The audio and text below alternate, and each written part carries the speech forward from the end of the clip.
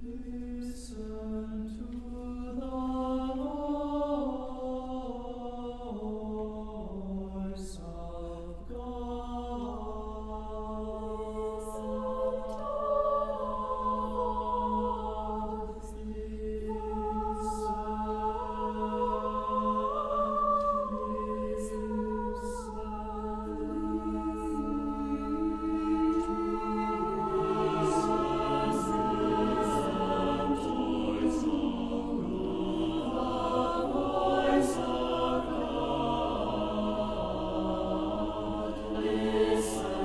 Listen to the voice of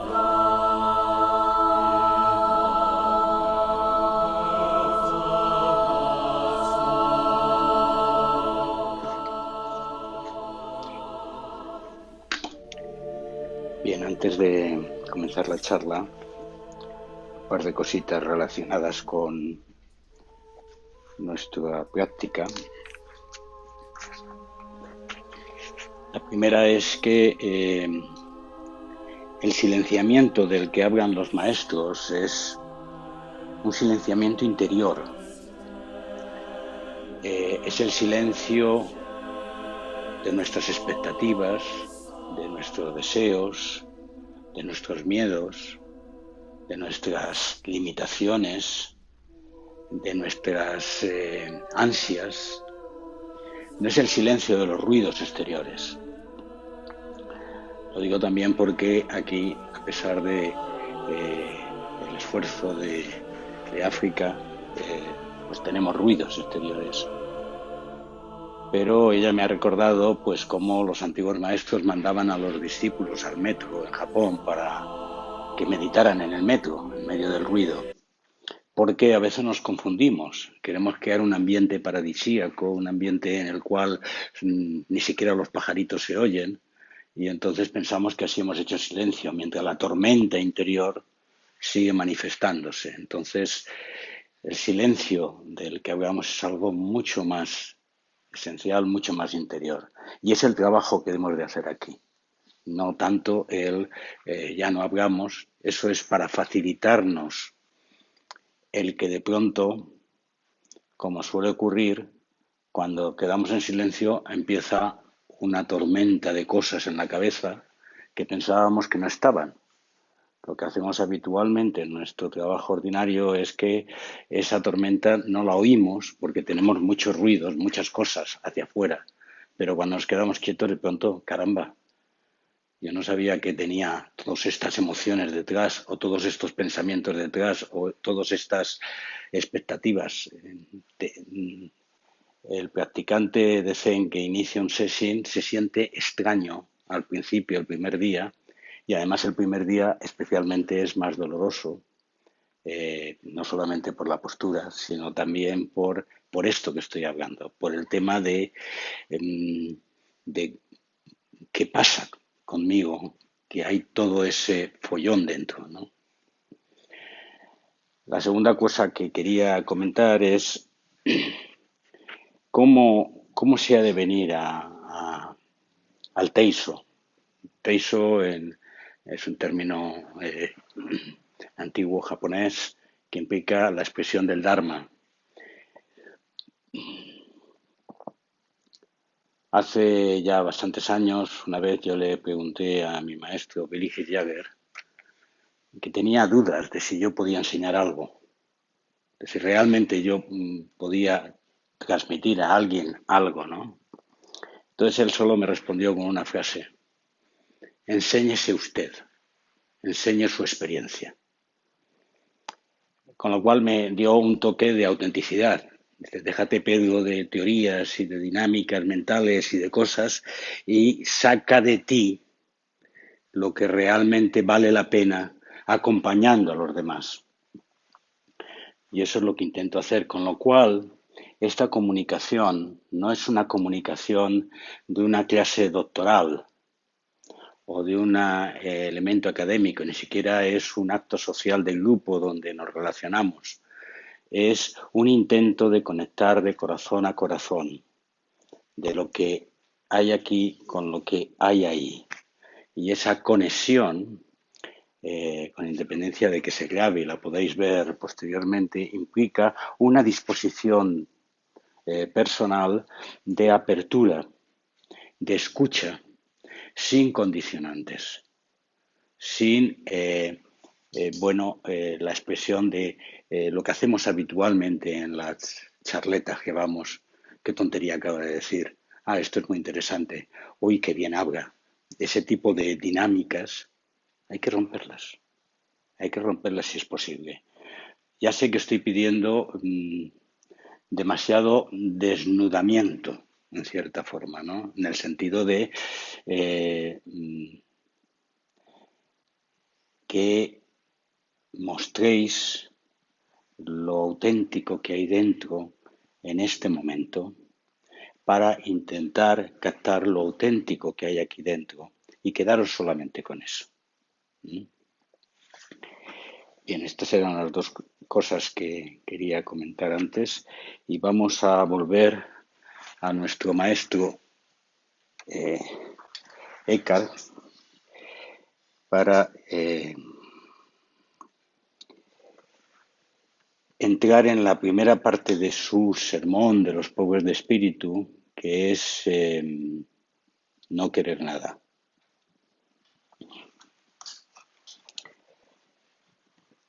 Escribe en el año 1300 y escribe en los términos en los que escribían los escolásticos.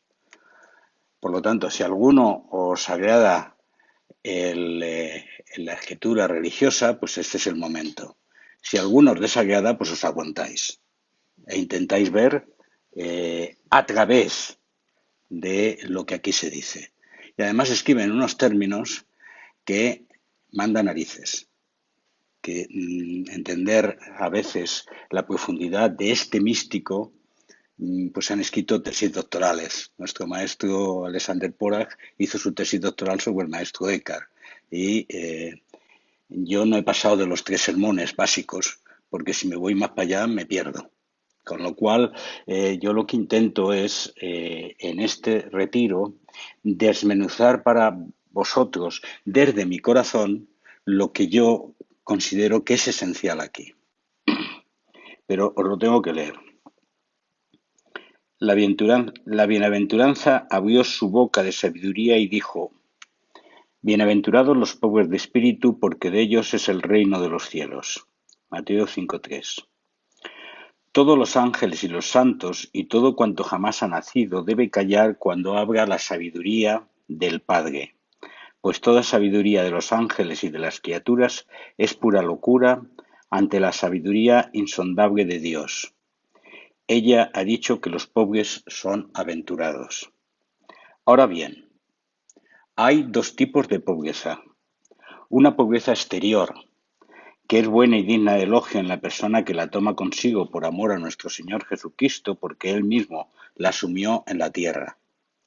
De esa pobreza no quiero decir nada más, pero hay todavía otra pobreza, una pobreza interior, en la que hay que entender en la palabra de nuestro Señor cuando dice: bienaventurados son los pobres de espíritu. Ahora os pido que seáis de la misma manera para que entendáis estas palabras, pues por la verdad eterna os digo que si no os hacéis semejantes a esta verdad de la que ahora vamos a hablar aquí, no podréis comprenderme. Algunas personas me han preguntado qué es la pobreza en sí misma y qué es un hombre pobre. Vamos a responder. El obispo Alberto dice que el hombre pobre es aquel que no encuentra satisfacción en las cosas que Dios ha creado, lo cual está bien dicho. Pero nosotros lo vamos a decir todavía mejor y consideramos la pobreza en un sentido superior. Un hombre pobre es el que nada quiere, nada sabe y nada tiene. Queremos hablar de estos 3 puntos y os ruego por el amor de Dios que comprendáis esa verdad si podéis. Pero si no la comprendéis, no os preocupéis por ello, pues la verdad es que de lo que voy a hablar es tan genuina que solo poca gente buena lo comprenderá. En primer lugar, decimos que un hombre pobre es aquel que no quiere nada. Alguna gente malinterpreta este sentido. Son aquellos que se apegan a la penitencia y al ejercicio exterior, que ellos tienen en gran consideración. Que Dios se apiade de ellos por conocer tan mal la verdad divina. Se le llama santos en razón de las apariencias, pero en el interior son asnos, pues no saben discernir la verdad divina. Ellos dicen que un hombre pobre es aquel que no quiere nada y lo demuestra como sigue. El hombre pobre debe vivir de forma que no cumpla jamás su propia voluntad en nada y que deba esforzarse por cumplir la deliciosa voluntad de Dios. Esos hombres están bien encaminados y su posición es correcta, por eso queremos alabarlos. Dios quiere en su misericordia darles el reino de los cielos. Pero yo digo, por la verdad divina, que esa gente no es exactamente gente pobre, ni se parece a los pobres. Son vistos con grandeza a los ojos de la gente que no sabe nada mejor. Y sin embargo digo que son asnos, que no entienden nada de la verdad divina, que alcancen el reino de los cielos por sus buenas intenciones, pero de la pobreza de la que ahora hablamos no saben nada. Si alguien me pregunta ahora qué es un hombre pobre que nada quiere, contesto y digo, tener paciencia, por favor. Mientras el hombre tenga la voluntad de cumplir la preciosa voluntad de Dios, no posee la pobreza de la que hablamos, pues en él todavía hay una voluntad que quiere satisfacer a Dios y eso no es la pobreza correcta. Pues si el hombre quiere verdaderamente ser pobre, debe mantenerse tan vacío de su voluntad creada como hacía cuando él todavía no era. Pues por la verdad eterna os digo que mientras queráis cumplir con la voluntad de Dios y tengáis deseos de Dios, no seréis pobres, ya que solo es un hombre pobre el que nada quiere y nada desea. Como estaba en mi primera causa, no tenía ningún Dios, y yo era causa de mí mismo. Allí nada quise y nada deseé, ya que era un ser vacío y me conocía a mí mismo gozando de la verdad. Me quería a mí mismo y no quería otra cosa. Lo que yo quise es lo que fui, y lo que fui es lo que quise, quedando aquí vacío de Dios y de todas las cosas. Pero cuando por libre decisión de mi voluntad salí y recibí mi ser creado, entonces tuve un Dios, pues antes de que las criaturas fueran, Dios no era todavía Dios, pero era lo que era. Y cuando las criaturas llegaron a ser y recibieron su ser creado, entonces Dios no era Dios en sí mismo, sino que era Dios en las criaturas. Ahora decimos que Dios, en tanto que es Dios, no es fin último de las criaturas, pues tan alto grado en el ser también tiene la criatura más baja. Y si una mosca tuviera intelecto y quisiera dirigirse intelectualmente al abismo eterno del ser divino, del que ha provenido, entonces diríamos que Dios, con todo lo que es, en tanto que Dios no podría una sola vez dar a esa mosca plenitud ni satisfacción. Por eso rogamos a Dios que nos vacíe de Dios y que alcancemos la verdad y la disfrutemos eternamente, allí donde los ángeles supremos y las moscas y las almas son iguales, allí donde yo estaba y quise lo que fui y fui lo que yo quise. Por eso decimos, si el hombre quiere ser pobre en voluntad, debe poder querer y desear tan poco como quiso y deseó cuando no era. Así es el hombre pobre que no quiere nada. Difícil, ¿no? Pues vamos a meternos en ello.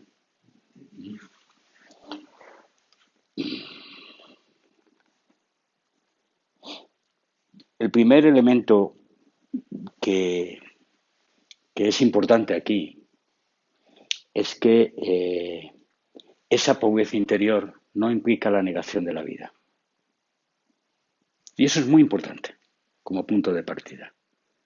Es decir, en el proceso de depuración espiritual, en el proceso de transformación personal, nos equivocaremos rotundamente si lo que hacemos es negar la existencia, la vida, nuestros placeres, nuestros quereres, nuestras dinámicas personales, nuestra historia personal, nuestros seres queridos, la naturaleza, las cosas con las que vivimos. O sea, cuando él dice que son asnos, está refiriéndose a ese camino equivocado, pero que históricamente ha marcado la cultura en Occidente, que es esa tensión entre aceptación y negación de la propia existencia. Entonces, el primer acto o el primer proceso, que a veces dura muchos años en nuestra existencia, es la aceptación. Es la aceptación de quién realmente soy, incluso aunque no sepa quién soy. La aceptación de lo que ocurre, la aceptación de lo que pasa. ¿Qué es lo que hacemos habitualmente? Hemos nacido con una conciencia que discrimina entre lo que nos hace daño y lo que no nos hace daño, entre lo que queremos y lo que no queremos, entre lo que nos gustaría tener y no tener. Y en esa discriminación colocamos continuamente, avanzamos paso a paso, muy atento, colocando juicios a la dinámica de nuestra vida. Y a ver si esto me va a sentar mal, a ver si puedo encontrar aquí esto. Siempre andamos con ese planteamiento egocéntrico de acercarnos a la existencia con precaución, con precauciones, con dinámicas, con prejuicios, tiñendo de color las cosas. Y ya creemos saber lo que es bueno y lo que es malo, e interpretamos la existencia en función de ese prejuicio, de ese querer saber, con lo cual discriminamos y dividimos la vida entre bueno y malo.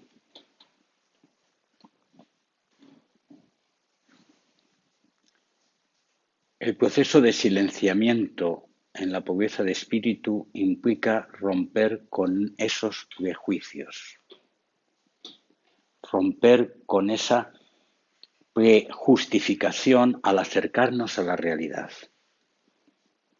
Por supuesto, la vida es drama. Y por supuesto, hay cosas negativas en la percepción que tenemos que nos precondicionan. Pero el proceso de depuración es la limpieza que nos permite en cada momento nacer de nuevo a la existencia.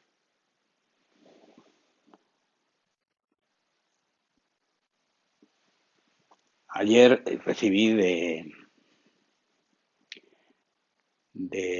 mis amigos de Siria que hay inundaciones del Éufrates y el campo de refugiados en el cual yo he ido asistiendo pues está inundado en un 70%.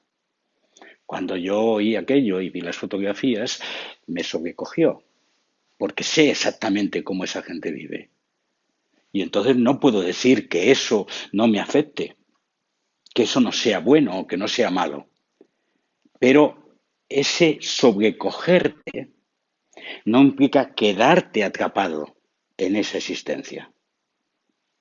Quedarte cogido de tal manera que a partir de ahí cualquier nueva experiencia no puedas recibirla como de nuevo.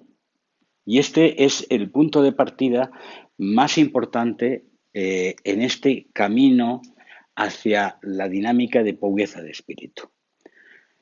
Esto es un proceso de aceptación de la propia existencia que a veces nos lleva muchos años, porque venimos a ser adultos medio en neurosis, con obsesiones, con dinámicas, con prejuicios, con cosas que nos tienen cogidos, y el hacer ese proceso de apertura que nos permita volver a ser niños, en el sentido que lo decía el profeta de Nazaret, volver a ser niños en la expresión vital de cada momento, es la parte, yo diría, más importante y más difícil, porque nos quedamos continuamente atrapados ahí.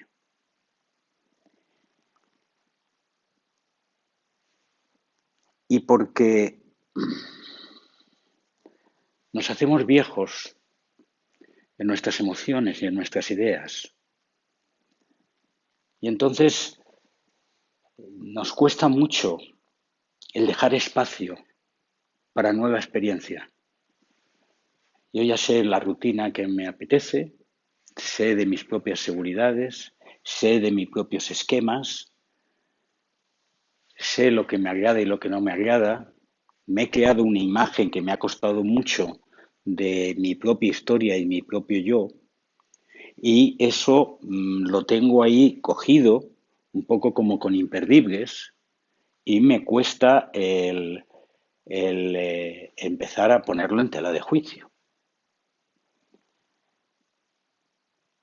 Nos hacemos viejos en ese esquema y nos dormimos, nos adormecemos en un statu quo en el cual creemos que por fin hemos llegado a algo que puedo sostener. ¿Y por qué ese ansia de buscar algo en lo cual yo me pueda sostener? Porque está en el seno profundo de nuestro cerebro más antiguo.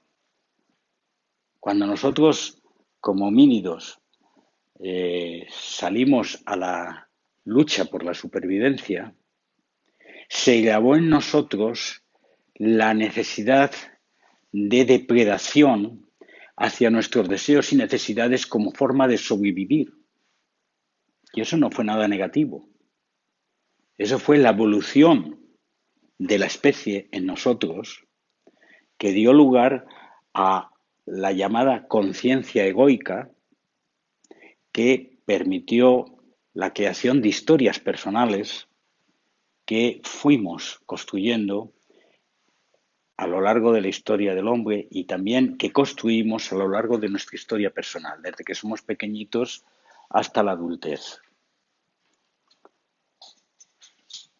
Aceptar que en lo que yo conozco ahora soy limitado, insuficiente, que quiero cosas, que deseo cosas, que no me siento satisfecho, que ando todo el día buscando proyectos a los cuales entregarme, que ando realizando caminos para llegar a metas, aceptar ese proceso y reconocerlo en mí, no negándolo, es importante. Es punto de partida.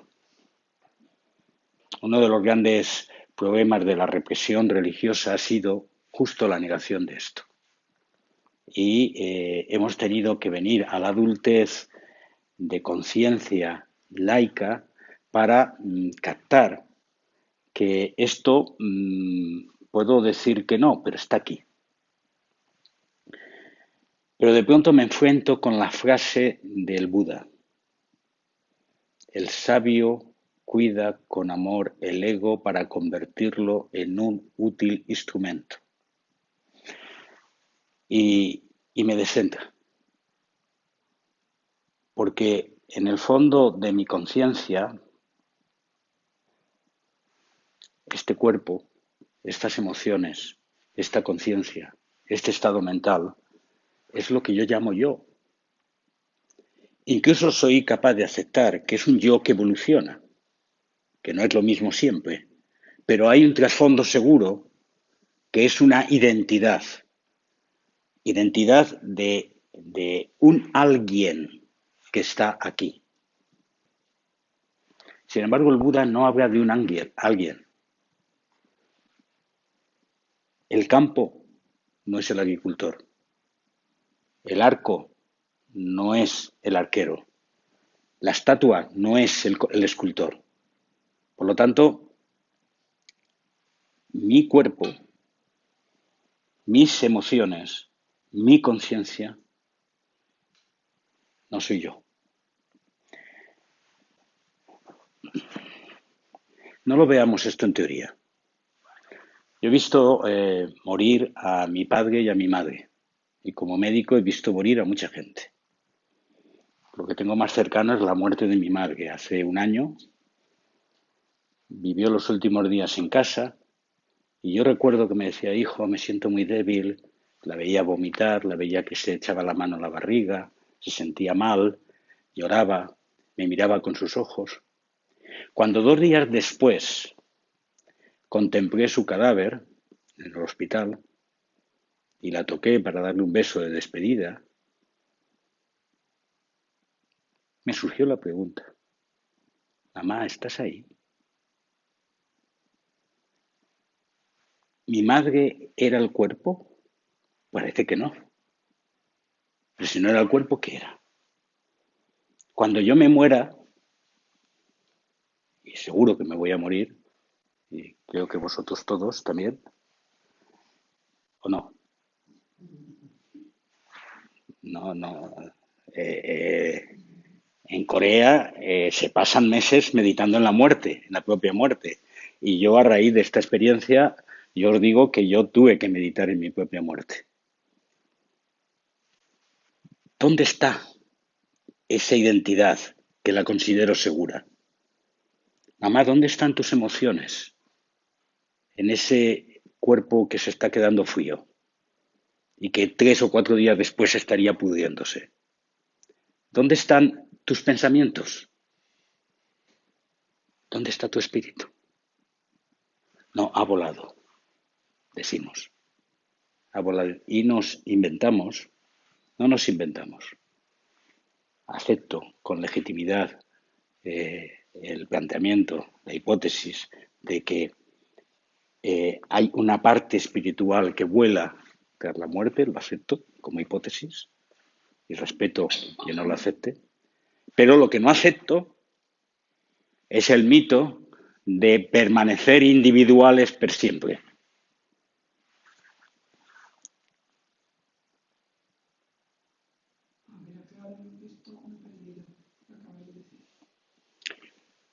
Cuando tú te mueras, tu ser individual eterno permanecerá por siempre, como una cápsula espiritual que avanza en el universo sola.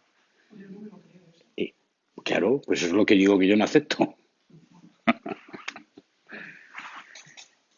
Lo que yo he dicho que acepto en el sentido del planteamiento tibetano del libro de los muertos es un proceso en el cual no se muere solo en el momento en que se deja de respirar, sino se sigue muriendo durante un periodo posterior. Y lo acepto como hipótesis sobre la base de algunas experiencias que he tenido y por lo tanto tengo que tragármelo como tal. Pero eso no significa que yo tenga que inventarme lo que la Iglesia Católica y otras muchas iglesias se han inventado, que es la necesidad de prevalencia individual, de este ser individual compacto e independiente, que se mantiene por siempre como forma de sobrevivir, porque si no me angustio al saber que todo esto que he estado construyendo, toda esta identidad y este alguien que he creado, va a desaparecer. Claro, pues que se nos enseñan desde pequeñito a agarrarnos a columnas jóricas, ¿no? Eso es. Y esto no puede ser, o sea. Bien, pero entonces estamos aquí, en este momento, y yo os llamo a una autenticidad de corazón, a que os interpeléis en este aspecto, pero de una forma vital, de la misma forma que yo me interpelaba delante del cadáver de mi madre, en sentir de qué va esto de ser un útil instrumento, de qué va esto de construir una vida en el que el yo no soy yo, pero al mismo tiempo amo este cuerpo, amo estas emociones, amo esta historia, la construyo y la afino para que toque una buena música, para que desarrolle una historia que valga la pena y luego la abandono y luego la dejo. ¿De qué va el asunto de ser pobre que nada quiero? Hemos dicho, primero va de aceptar que quiero, de aceptar que estoy queriendo, que estoy deseando, que estoy buscando, que estoy necesitando. Aceptar eso como esquema. Y al mismo tiempo, producir una transformación del corazón. ¿En qué sentido? En el sentido que muestra Eckhart. Hay una parte de lo que he leído, que es la parte más obtusa. Antes de que yo fuera quien soy, fui yo mismo y me quise tal cual era y nada quería y nada deseaba, pues disfrutaba por mí mismo de la verdad.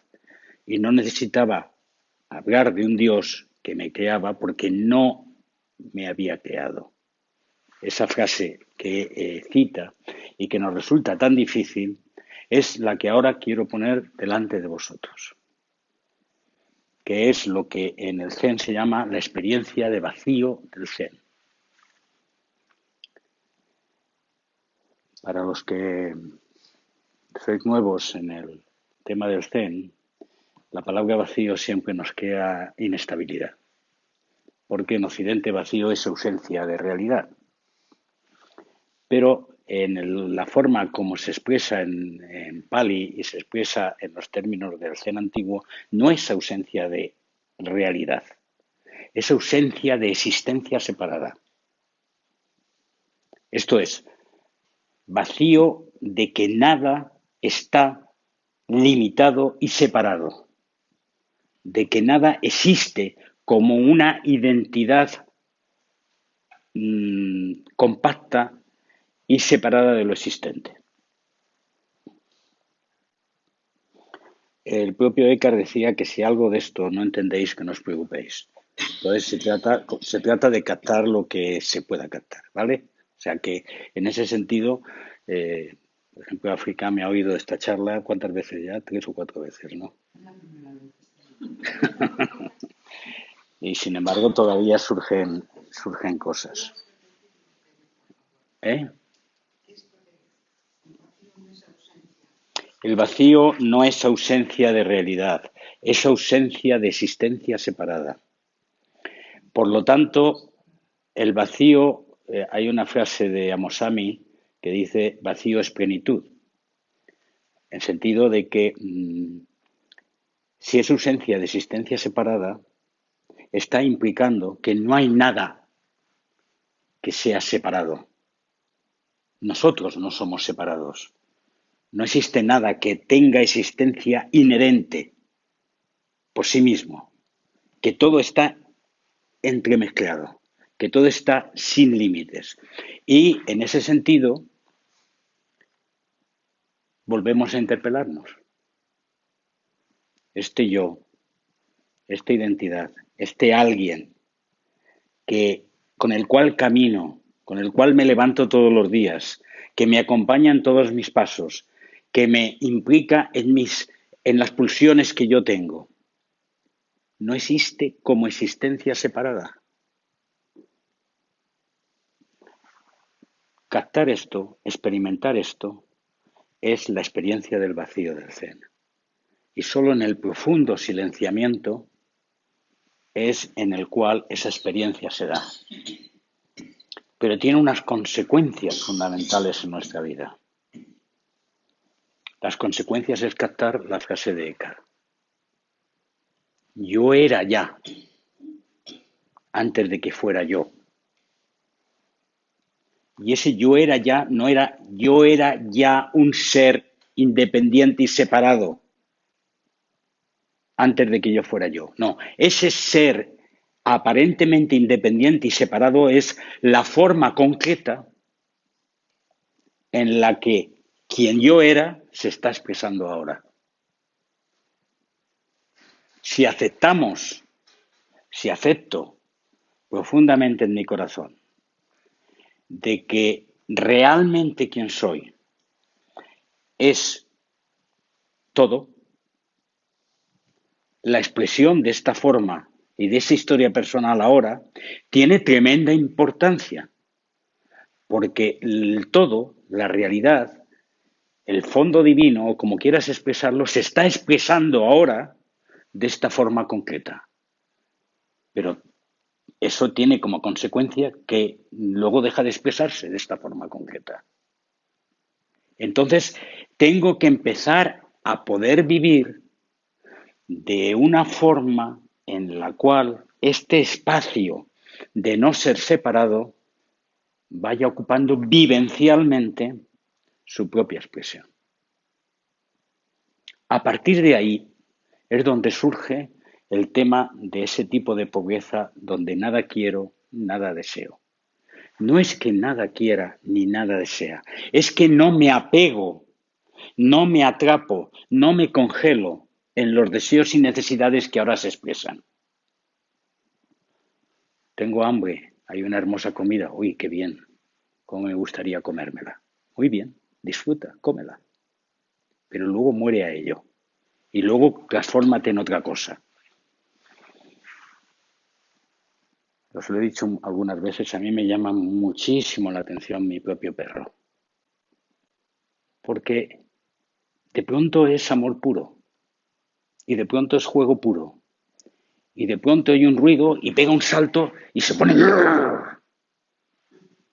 sea, esos saltos emocionales yo le veo que está muriendo continuamente en cada acto, porque el perro que tiene una edad mental comparado con sus mínimos de 1 año y medio, pues no ha generado toda la dinámica de prejuicios y de egocentrismo que nosotros generamos.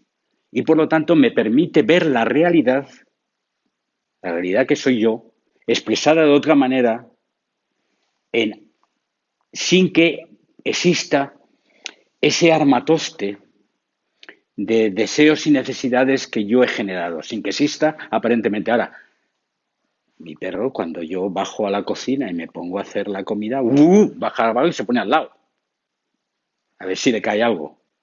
Un trozo de comida, una cosa. En ese momento es deseo absoluto por el trozo de pan que le pueda dar. No significa que no haya deseos. Y ahí es el gran aprendizaje que tenemos que tener.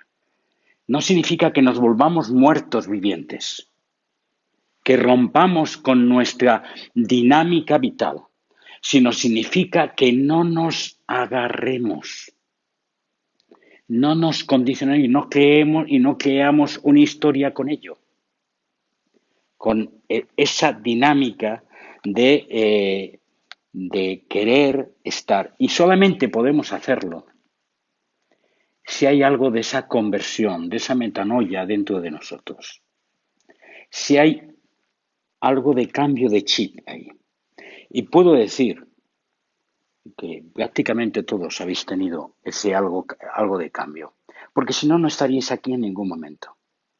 Hay una especie de picazón interior que dice que no es suficiente con el esquema egoico que me he generado. Y hay como una intuición, Celso lo llama el anhelo del corazón. Hay un movimiento interior que me dice,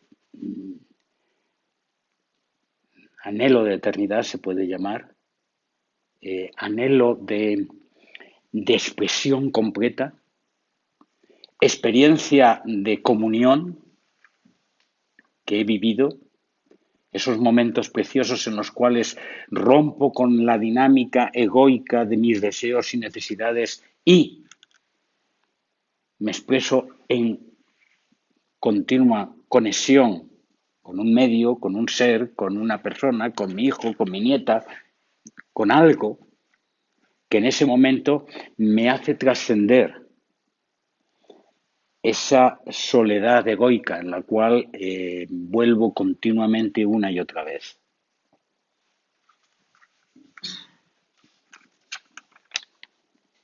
¿Te has enterado ahora, María? María, ¿te has enterado ahora?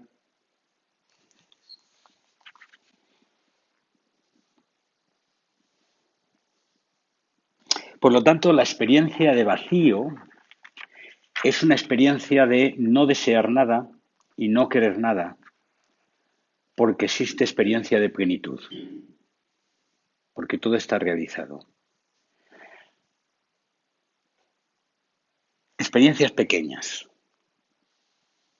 Por ejemplo, miremos el acto de amor. Todos somos adultos y prácticamente todos hemos tenido esa experiencia. Si en ese momento estoy con deseos, con necesidades, rompo la magia, rompo el arte. O sea, hay una experiencia de plenitud. O ese momento en el cual decimos ha pasado un ángel. O sea, esa experiencia en la cual de pronto sí estoy aquí. O la propia experiencia que a veces en un solo instante se produce en medio de la sentada, donde nada más. No es necesario nada más. Simplemente esto. Esa experiencia son los murmullos que surgen del fondo del ser, que te están indicando esa vida bifronte entre el ser egoico que desea y que necesita y entre el ser eterno que siempre ha existido y que no tiene límites. Entre el Hijo que es forma y contingencia y el Padre que es eternidad sin límites y que se extiende por todas partes. ¿Cómo dijiste ayer lo del Espíritu Santo? El Espíritu Santo es la dinámica de transformación de las formas, es la evolución. Nosotros no podemos ser solo hijo, forma concreta.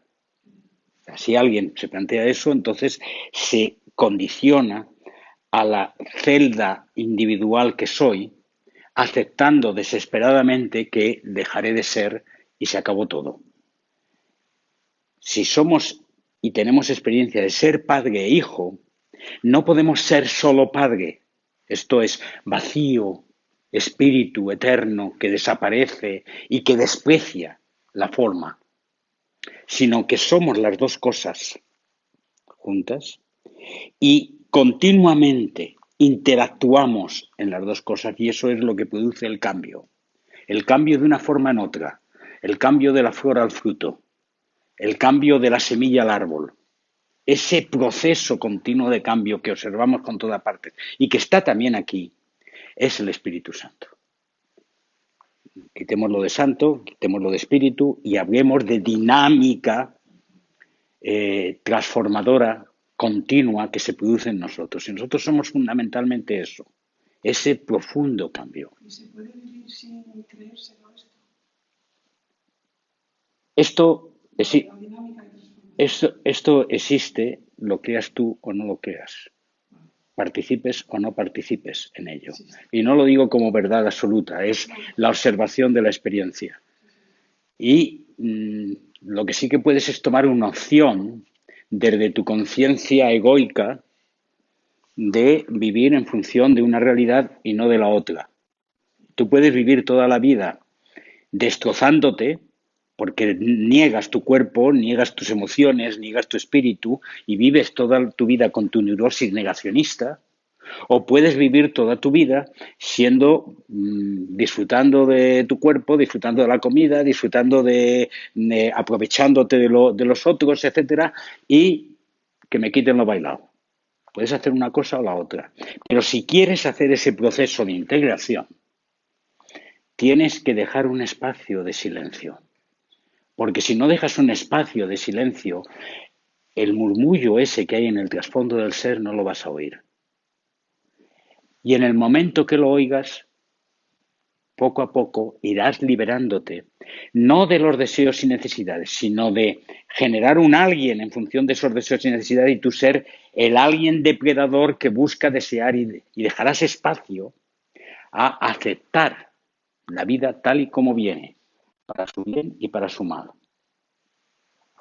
Entonces, Pedro, lo básico, muy básico es, muy básico y muy potente, la aceptación de plenitud. Lo básico es la aceptación y también la pregunta, el interrogante. El interrogante que yo hacía delante del cuerpo de mi madre. ¿De qué va esto? Y no tenía respuesta. Porque en cuanto se busca respuesta, inmediatamente surge el deseo de cristalizar la respuesta. Eso se llama dogma. Eso hablaremos mañana. Ese es un punto de vacío que, claro, nos cuesta mucho, ¿no? Sí, porque al hacer ese punto de vacío hay un vértigo. Hasta ahora buscamos la certidumbre como esquema vital y nos sentimos claros porque sabemos dónde estamos o queremos saber dónde estamos y a partir de que haces ese interrogante y a partir de que haces esa aceptación profunda, aceptas con todas las consecuencias. Y las consecuencias a veces son muy dramáticas. Y a veces te hace sangrar el corazón. pero lo aceptas porque forma parte de la existencia y no lo juzgas, sino que te toca sufrir en ese momento y en otro momento te toca llorar y en otro momento te toca reír. Entonces, caminamos por la vida más libres, no más felices, más libres, en el sentido de abrimos y hacemos de nuestro ejercicio meditativo un acto continuo de aceptación, de hágase.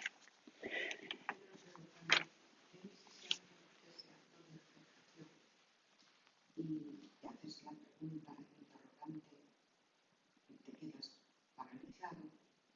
No sé, hay como una intuición que te dice, esto no tiene sentido, no tiene sentido. ¿Se puede? ¿Es otra pregunta? ¿Eso? ¿O es ya una respuesta? Mira, María, nuestra pulsión es buscar sentido. Queremos encerrar el universo en nuestra mano y queremos buscar interpretación. Y no es malo que sepamos cosas, sepamos que las hojas de los árboles son verdes y que el árbol hunde las raíces en la tierra. No es malo eso. Lo malo es cuando generamos una categoría de verdad absoluta que interpreta la realidad y que la transformamos en realidad que no cambia. La pregunta lo que te permite es continuamente aceptar algo que mañana hablaremos mucho, que es que no sabes. O sea, que de alguna manera aceptas un espacio de no saber. Aceptas un espacio en el cual cabe una nueva experiencia.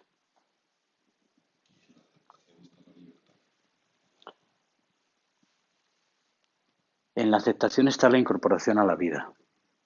La libertad también es un término, es un concepto en cierta forma egoico, porque entraríamos ahí en una dinámica filosófica de si realmente soy libre o no soy libre. No, pero lo que sí que es importante es que cuando tú aceptas cada momento, no estamos hablando de la vida como una metafísica en general, sino aceptas este momento con todas sus consecuencias, con tu dolor de piernas o con tu dificultad aquí atrás o con tus pensamientos negativos. Aceptas este momento como está, como punto de partida. ¿Para qué? Para luego hacer que el espíritu vaya moviendo. Porque una forma es quedarte enquistado en este momento. Pero este momento es ahora, luego hay otro momento y luego hay otro. Entonces, aceptación es un acto continuo, dinámico, de abrirse a lo que pasa en cada momento. ¿Eh?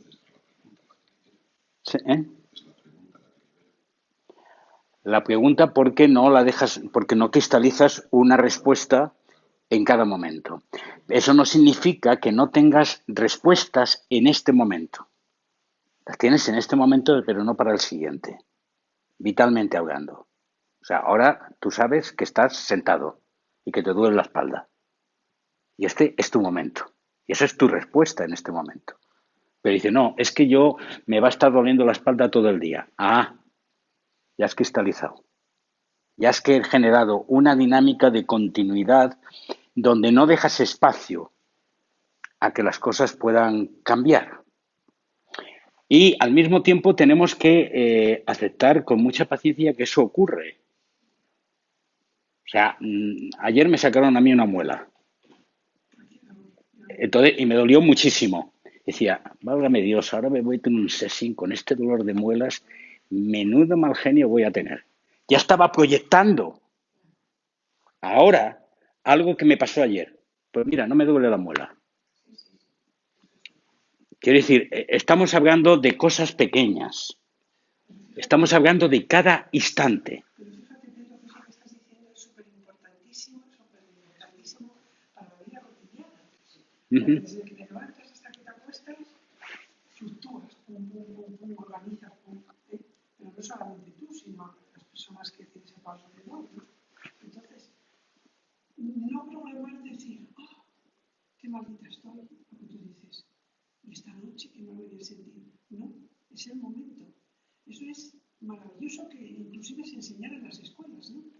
Claro, pero eso parte de la idea, efectivamente enseñamos a nuestros niños las proyecciones de nuestra neurosis y entonces les proyectamos verdades eternas y cosas en las que creer y cosas que no cambian, en vez de enseñarles a vivir, ¿no?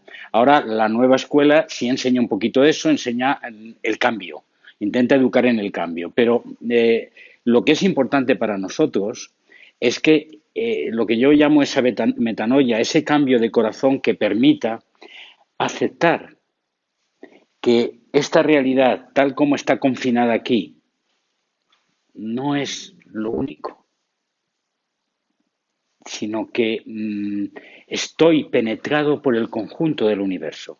O como diría Billy Hicks, el espíritu está haciendo la aventura humana en mí. El espíritu está haciendo la aventura humana en mí. Esta forma es una de las expresiones que se dan. Y he de aceptar que yo voy a continuar. ¿Continuar cómo? Como la totalidad, pero dejando de ser esta forma y siendo otra forma. Y luego siendo otra forma. Eso es lo que ha dado el mito, el mito de la reencarnación. El mito de la reencarnación es un mito de alma individual que migra continuamente de cuerpo en cuerpo. Pues aquí es otro tipo de planteamiento, es que no alma individual, sino el conjunto de la talidad, de la totalidad expresándose en cada momento, también aquí. Aceptar eso es una revolución vital, pero implica vivir. Primero tiene que realmente ser algo más que una idea. Tiene que ser un motor interior. Y a partir de ahí, balbucear en la capacidad de expresar en cada momento eso. Expresar en cada momento que tú eres completa comunión. Si eres completa comunión, si eres completo conexión, no necesitas querer nada. Aunque en este momento quieras. O sea, esencialmente eres completa. Porque es una expresión completa la que se da en ti. Entonces, ese cambio que desgraciadamente no lo tenemos continuamente en nuestra esfera mental en cada momento, es lo que nos lleva al ejercicio diario, a ir introduciendo ese elemento de belleza profunda de la existencia en cada uno de nuestros momentos. De tal manera que pase lo que pase, tú no te puedes destruir porque no existes como ser individual, sino que eres en ese momento drama. Y yo os aseguro, yo he vivido últimamente muchos dramas que hacen llorar. Y estoy aprendiendo a simplemente estar ahí en ese drama. Y nada más. No a crear juicios generales de que el mundo no sé qué, sino a estar incorporado en el drama que se expresa en cada momento, cada día. Y cada cual de nosotros tenemos el nuestro. Y vivir así es vivir en plenitud. ¿Perdona? Perdona. La aceptación en sí misma disuelve el interrogante. La aceptación no disuelve el interrogante, te abre a un nuevo espacio. Por ejemplo, volviendo al ejemplo que yo ponía, yo acepto que mi madre esté muerta. Acepto esa realidad. Pero a continuación me surge la pregunta. No, era vital en mi caso. Yo tocaba, mamá, ¿dónde estás? Y en cada momento tú tienes un interrogante. En cada momento de tu vida surge el interrogante. El hacer la pregunta es ¿qué es esto? ¿Qué es esto? En cada momento. Como actitud personal, te permite aceptar lo que ves, pero al mismo tiempo te abre a la incertidumbre, te abre al misterio, porque no lo controlas. O sea, es pasar desde el control, donde ya tienes todo cogido, sabes cómo funciona, sabes de qué va esto, y sabes su interpretación, a aceptar un ámbito en el cual no controlas. Es que cada mundo tiene su inteligencia. No es algo que dependa de mí. Claro, pero tu actitud como ser egoico puede ser la de cerrarte a la realidad, y en el fondo es no aceptación, o abrirte a la realidad, y en ese sentido hay elementos de esa realidad que se expresan en sí mismos y cuya respuesta tú no tienes. Porque si lo respondo, lo que hago es interpretar. Eso es. Entonces, la aceptación te abre a la pregunta, no te cierra la pregunta. O sea, no es un juego teórico. Lo que estoy diciendo, pongamos un ejemplo, ¿vale? Eh, mm, Te separas de tu mujer. Tu mujer se va y hay un gran dolor ahí. El primer elemento puede ser, no, yo no me he separado de mi mujer. No, esto es mentira, no ocurre. Es el negacionismo.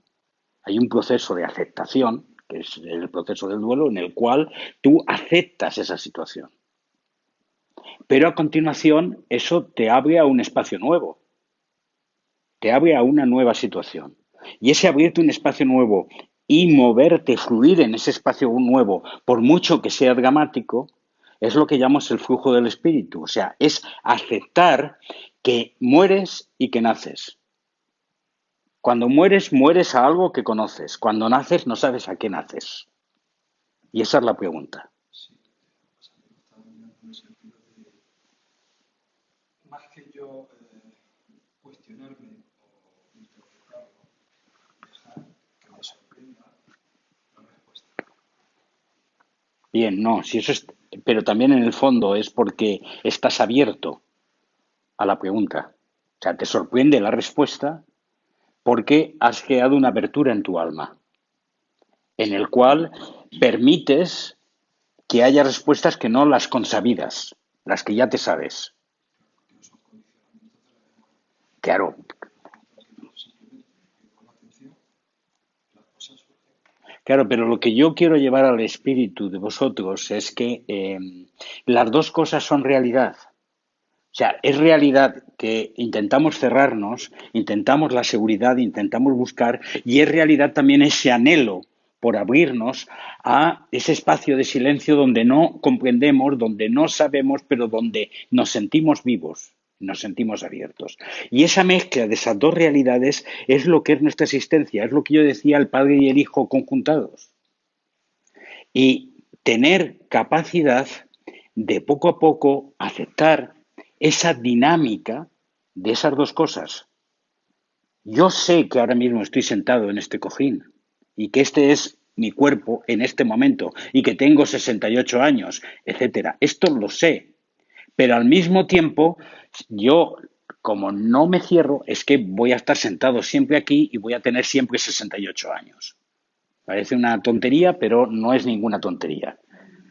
Entonces, en ese sentido, o lo que no me cierro es a que yo voy a ser padre de mi hijo pequeño para siempre y entonces mi hijo pequeño está. Yo ahora veo a mis hijos que tienen ya 35, 40 años y me sorprenden, porque yo los he visto de pequeñitos. Entonces, ¿cómo habéis llegado ahí, no? O sea, esa sensación de sorpresa, de estar abierto a la sorpresa de la vida, es una forma de aceptación. O sea, que en ese sentido lleva razón. ¿Mm? María, querías decir algo. Querías preguntar. Yo cuando quiero traducir en práctica es muy difícil, es solo así con los ejemplos. Es cuando que más. Ya, Es muy difícil porque siempre estamos condenados a respuesta. ciertamente.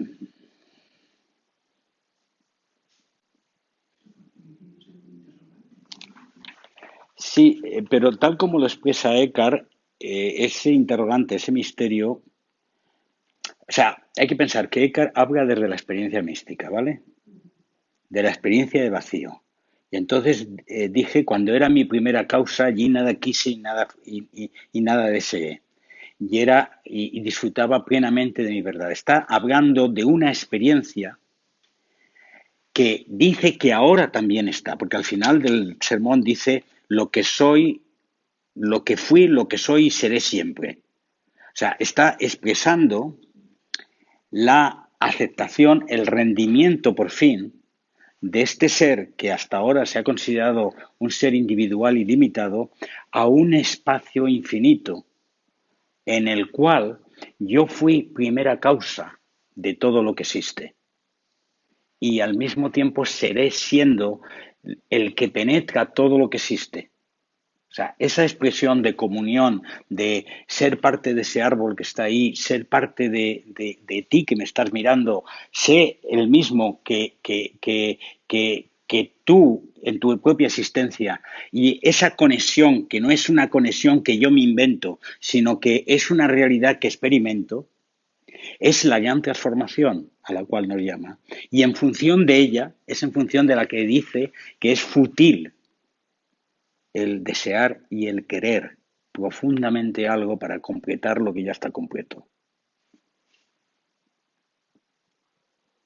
¿Vale?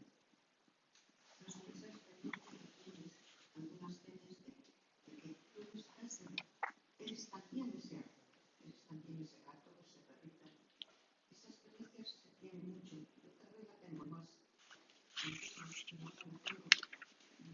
No soy tan individualista como siempre. Lo sigo siendo, pero menos. Es que te vas haciendo más vieja. Te vas haciendo más vieja. Es eso, sí. Y como te vas a morir pronto, pues estás cerca de... Bueno, pero si me muero pronto, seguro está en parte ya la liberación de todo esto. Sí o no. Sí o no, porque estamos haciendo nuestras tareas humanas ahora y vale la pena abrirnos a este espacio porque nosotros somos motor de la evolución. Nosotros somos el Espíritu Santo y podemos hacer solamente cuarto y mitad. Bueno, pues a lo mejor en la siguiente forma que nos toca, y a lo mejor nos toca ser árbol, tendríamos que hacer ese otro cuarto y mitad. Quiere decir, no tenemos que considerarnos tampoco una aventura humana individual que tiene su meta y su contenido, sino que somos el conjunto de la aventura realizando su propia experiencia.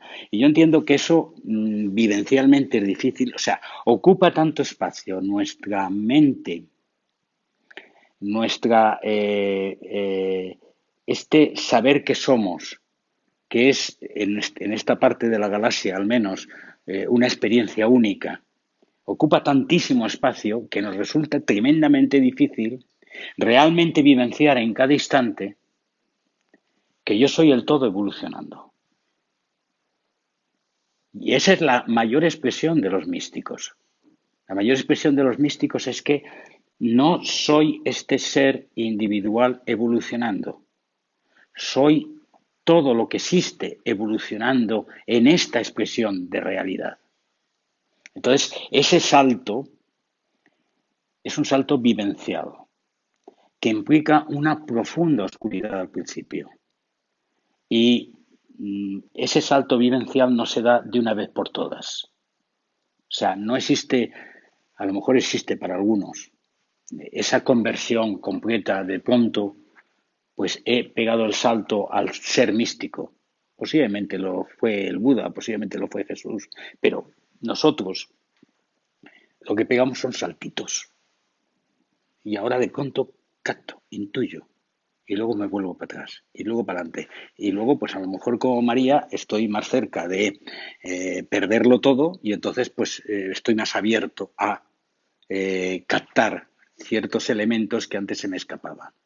O cuando hemos sufrido mucho, debido a nuestros errores, debido a nuestro fracaso, entonces empezamos a poner en tela de juicio algo de lo que nos creíamos tan magníficos y a partir de ahí adquirimos la humildad suficiente para empezar a dejarnos penetrar. Por lo tanto, es un proceso que en cada uno de nosotros se da de forma diferente y se expresa de forma diferente. No sé si te estoy con... ¿Sí? Sí, es que los viejos nos damos cuenta de las cosas. Aquí ya vemos 3 viejos, ¿eh? Bien. Vaciémonos, pues, de la forma que somos sin renunciar a la forma que somos. Ese es el arte. Silenciemos la cristalización de nuestros deseos y necesidades, viviendo con pasión también nuestros deseos y necesidades. Despojémonos en el silencio de forma que dejemos espacio al vacío. Para ello, no quedándonos agarrados, apegados a nuestra propia historia. Dejemos un espacio en el cual nos tengamos que interrogar y decir que no somos nada al mismo tiempo que somos todo.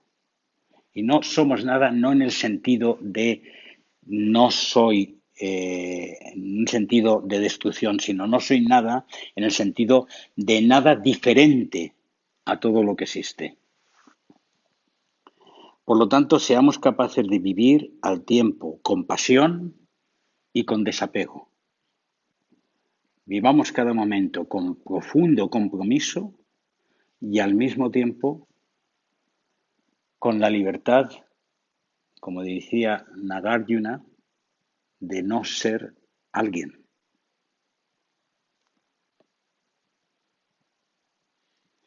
Y demos un espacio de silencio para oír el murmullo que siempre suena en nuestro interior. Ese murmullo de eternidad que nos sitúa en la realidad.